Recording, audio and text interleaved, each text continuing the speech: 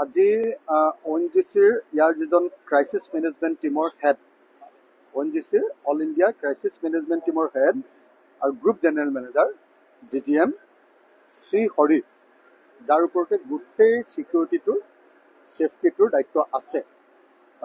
ভাৰতবৰ্ষৰ ভিতৰতে আটাইতকৈ ডাঙৰ এক্সপাৰ্ট এজন।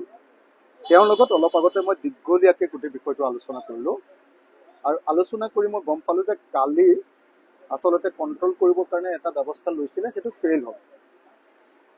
সেই ফেইলটোৰ পৰা তেওঁলোকে কিছুমান ষ্টাডি কৰিব পাৰিলে, তাৰ যিখিনি মেটেৰিয়েলছ বাহিৰলৈ ওলাই আহিলে, ষ্টাডি কৰি এতিয়া গোটেই বস্তুখিনি ইকুইপমেণ্টখিনি তেওঁলোকে ৰেডি কৰিছে আৰু তেখেতে মোক জনাইছে যে কাইলৈ সন্ধিয়াৰ ভিতৰতহে আমি কনফাৰ্ম কৰি দিব পাৰিম যে ফাইনেল কেইদিনৰ ভিতৰত এইটো কণ্ট্ৰল হৈ যাব। কৈছে যে 3 দিনমানৰ ভিতৰত হ'ব লাগে বুলি এতিয়া আন্দাজ কৰি আছোঁ, এইটো আন্দাজহে অকল, কিন্তু এইটো দীঘলীয়াও হৈ যাব পাৰে। তেখেতৰ পৰা এটা ডাঙৰ খবৰ পালোঁ, কৈছে যে এইটো আচলতে জিঅ'লজিকেল ৱণ্ডাৰ এটা, ভূতাত্ত্বিক এটা মানে আশ্চৰ্য এটা, যে আমি কল্পনা কৰিব নোৱাৰাকৈ এই তেলখাটটোত ONGCৰ 147 এই যিটো তেলখাট, এই তেলখাটটোত গেছ আৱিষ্কাৰ হৈছে। কৈছে যে এই গেছটোৰে অসমৰ 25 বছৰ চলি যাব বুলি কৈছে। তেনেকুৱা ধৰণে ইয়াত ৰিচোৰ্চ ওলাইছে। কৈছে যে আমি কল্পনা কৰিব নোৱাৰাকৈ সেই গেছটো ওলোৱাৰ কাৰণে এই ক্ৰাইচিছটো ডাঙৰ হৈ গৈছে আৰু এইটো কল্পনা কৰিব নোৱাৰাকৈ গেছ ইয়াতে আৱিষ্কাৰ হৈছে। কৈছে যে তেনেকুৱা এটা আৰু এটা গেছ লাকুৱাত আছে, কোঁৱৰপুৰ নে কি বুলি কয়, আৰু এইটো নেক্সট কোঁৱৰগাঁও বুলি কৈছিলে, কোঁৱৰগাঁও আৰু এইটো অসমত এই দুটাই আটাইতকৈ ডাঙৰ গেছ আৱিষ্কাৰ হৈছে আৰু কৈছে যে এটা গেছৰ পৰা 25 বছৰ পৰ্যন্ত চলি যাব, 25-30 বছৰ। এই জিঅ'লজিকেল ৱণ্ডাৰটো ফটককৈ মানে আগত নৰ্মেল কাম কৰি আছিল আৰু ইমান গেছ ওলাই যোৱাৰ কাৰণে এই ঘটনাটো ঘটিলে বুলি কৈছে। মই সুধিছিলোঁ যে টেকনিকেল ফল্ট কিবা আছে নেকি, কোম্পানীহে কাম কৰিছিলে, ইয়াতো আপোনালোকে ONGCয়ে কাম কৰা নাই। কৈছে যে টেকনিকেল, তেওঁলোকৰ মতে, হয়নে নহয় মই নাজানো, তেওঁলোকৰ মতে ইয়াত টেকনিকেল ফল্ট একো কৰা নাছিলে, যিখিনি কৰিবলগীয়া আছিলে সেইমতে কৰি আছিলে, কিন্তু ইমান বেছি গেছ ওলাই গ'ল যে এইটো জিঅ'লজিকেল ৱণ্ডাৰ, তাৰ ফলস্বৰূপে এই ঘটনাটো ঘটিলে বুলি কৈছে। তাৰ পাছত মই মনোজ ভাজনী, এছেট ছাপৰ্ট মেনেজাৰ, তেওঁৰ লগতো কথা পাতিলোঁ। Jayanta Mukhopadhyay, group general manager, তেওঁৰ লগতো কথা পাতিলোঁ আৰু মই তেওঁলোকক কৈ দিছোঁ যে দিনটোত ৰাতিপুৱা আৰু গধূলি দুবাৰ মেডিয়াক তেওঁলোকে ব্ৰিফ কৰিব লাগিব, মেডিয়াক তেওঁলোকে কথাখিনি ক'ব লাগিব। তেওঁলোকে কথাখিনি কম বুলি কৈছে। আজি আবেলিও আপোনালোকক এবাৰ সাংবাদিকৰ সন্মুখীন হ'ব, কালি ৰাতিপুৱাও ক'ব, প্ৰত্যেক দিনাই মই কৈছোঁ যে চমুকৈ ক'লেও আপুনি কথাখিনি ক'ব লাগিব কি হৈ আছে। তেখেতে কম বুলি কৈছে। তাৰ পাছত ওচৰৰ বাৰীচুক নামৰ অঞ্চলটোত খুব মানুহবিলাক আটাইতকৈ যিটো ঠাইত মানে একেবাৰে লাগি আছে, ঘৰবিলাক লাগি আছে, সেই লাগি থকা ঘৰবিলাকৰ অঞ্চলটোত কেইটামান ক্ৰাইচিছ হৈছিলে। মই ব্যক্তিগতভাৱে চবকে অলপ সহায় কৰিছোঁ আৰু তাতে ৰাতি গোটেই লাইটটো অফ হৈ যায়, মানে লাইট দিব পৰা নাই, গতিকে মই ডিজাষ্টাৰ মেনেজমেণ্টৰ পৰা কিছু লাইটৰ ব্যৱস্থা কৰি দিছোঁ। SPক কৈ তাতে ছিকিউৰিটিটো ভালকৈ আজিৰ পৰা দিবলৈ ব্যৱস্থা কৰিছোঁ। এনে আছে, তাৰোপৰি মই তাতে অলপ ভাল ব্যৱস্থা কৰি দিবলৈ দিছোঁ, আন্ধাৰ হৈ থাকে যিহেতু।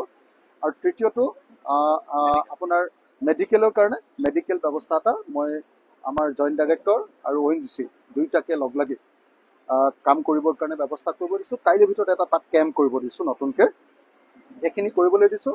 এতিয়া মূল কথাটো হ'ল যে মানুহে সাংঘাতিক ধৰণৰ আতংকৰ মাজত আছে। অনবৰতে এটা চাউণ্ড লৈ আপোনালোকে চাওকচোন, চাউণ্ড লৈ যিকোনো সময়তে যিকোনো ঘটনা ঘটিব পাৰে, তাৰ টেনশ্যনত আছে। বহুত মানুহৰ ঘৰৰ কিমান ক্ষতি হৈছে আপোনালোকে ভিতৰলৈ গ'লে গম পাব। গতিকে ইয়াৰ ক্ষতিপূৰণৰ কথাবিলাক মই ONGCক কৈছোঁ। এতিয়া বহুত বেছিকৈ কৈ থাকিবলৈও দিগদাৰ, তেওঁলোকো ক্ৰাইচিছত আছে। তথাপি মই কৈ দিছোঁ যে এইটো কোনোপধ্যে ৰেহাই দিয়া নহ'ব, চবেই ক্ষতিপূৰণ পাব লাগিব। এনে 1200 মানুহে আমাৰ খাদ্য খাই আছে।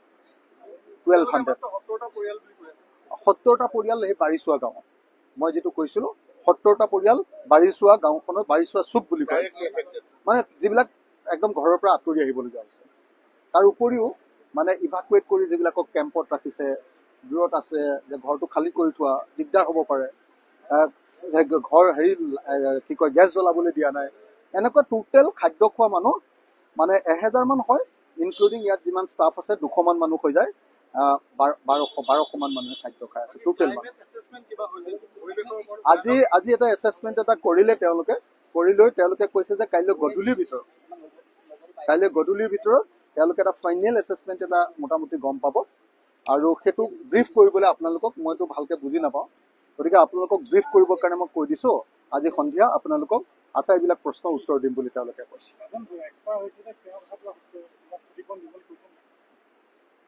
মই সেইটোও কৈ আহিছোঁ আৰু তেওঁলোকে কৈছে যে ডিষ্ট্ৰিক্ট এডমিনিষ্ট্ৰেশ্যনৰ লগত কথা পাতি আছে মই কৈছোঁ যে সকলোকে ক্ষতিপূৰণ দিব লাগিব আজি দেখিছে যে কালি ধমধমনিটো দি দিয়াৰ কাৰণে ইডিক কালি অলপ খং কৰিলোঁ আপোনালোকে নিজে দেখিছিলে ইডিক খং কৰি দিয়াৰ কাৰণে আজি তেওঁলোকে ব্ৰেকফাষ্টটো দিছে আজি তেওঁলোকে হেল্থ কেম্পৰ কাৰণেও অলপ সহায় কৰি দি আছে পইণ্ট নহ'লেতো দায়িত্ব লোৱা নাছিলে কিন্তু আমাৰ কাৰণে সৌভাগ্যৰ এটাই যে দিখন নৈখন লগতে লাগি থকাৰ কাৰণে 24/7 পানী পোৱাৰ কাৰণেহে এতিয়ালৈকে বাচি আছে নহ'লে এতিয়ালৈকেতো বহুত ডাঙৰ ঘটনা ঘটি গ'ল 24/7 পানী পাম্প কৰি থাকিব পাৰিছে তো গতিকে মই আপোনালোকক সকলোকে ধৈৰ্য সহকাৰে আমাৰ যিসকলে ছেফটিৰ কাম কৰি আছে বিশেষকৈ শ্ৰী হৰি তেওঁলোকৰ টীমটোক যাতে কোনেও আমি অসুবিধা নকৰোঁ তেওঁ খুব ভালকৈ কাম কৰিবলৈ দিয়ক আমাক সকলোকে বচাব লাগিব আৰু শিৱসাগৰৰ কাৰণে এইটো এটা অতি ভাল খবৰ যে এটা জিঅ'লজিকেল অণ্ডাৰ হোল বুলি কৈছে 25-30 বছৰ অসমখনক গেছ যোগান ধৰিব পৰাকৈ এটা খাদ আৱিষ্কাৰ হৈছে এইটো এটা ভাল খবৰ